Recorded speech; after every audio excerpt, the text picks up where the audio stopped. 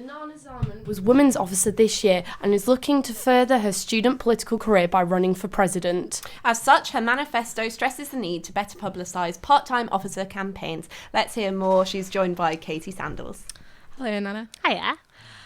You said to us that you think there are gaps in student services. What do you think these gaps are specifically, and how do you propose to fill them?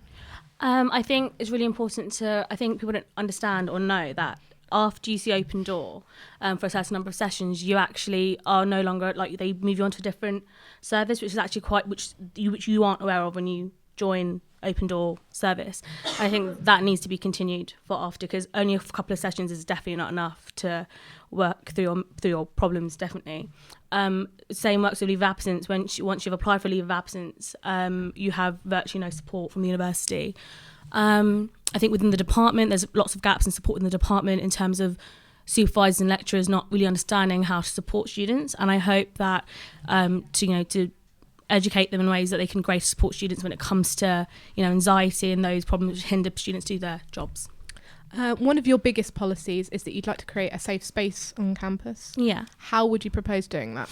I think I understand that I can't change people's ideas and beliefs, even though that's all I'm trying to do at the moment, is just trying to open up that discussion.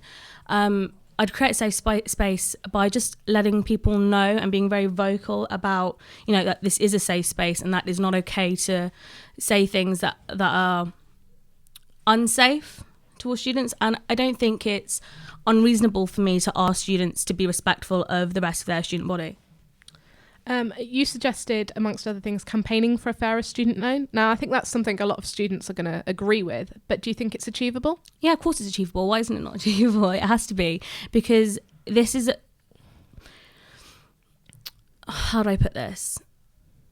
The university needs to do more to support students, because our student loans and maintenance grants, which we don't have anymore, just do not cover the cost of rent. And...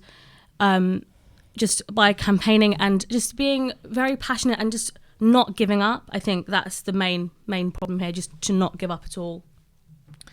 When we asked you if you thought you were the right person for the job you're at, I might not be the right person for the job. Why would you say that? Well, I might not be. I don't know what's going to happen in the next year, and I don't know how the curveballs that will be thrown at me, but all I know is that I'll give it everything that I have and all of my passion, all of my, determination. And I think that's just, that's all that can be asked of a candidate. And obviously, as Kat and Ellie said before, you've been Women's Officer jointly for this year. Yeah. What do you think is the biggest thing you've learnt from doing that? The biggest thing I've learnt from being Women's Officer is to just not let people get to you. I think that is especially when you're when you're in a liberation group, you receive a lot of flack and a lot of abuse, and you're always constantly having to defend your opinions and your stance. And I think that's what I've learned. I think to be resilient is what I've learned from being a Women's Officer. You say that a common problem, that you're not a USU sellout, but do you think that's a problem with USU presidents in general, that they become part of something like that? Yes, there's a lot of pressure from the other side of USU that students don't usually see, and it's difficult to not, because you just have to please your bosses essentially.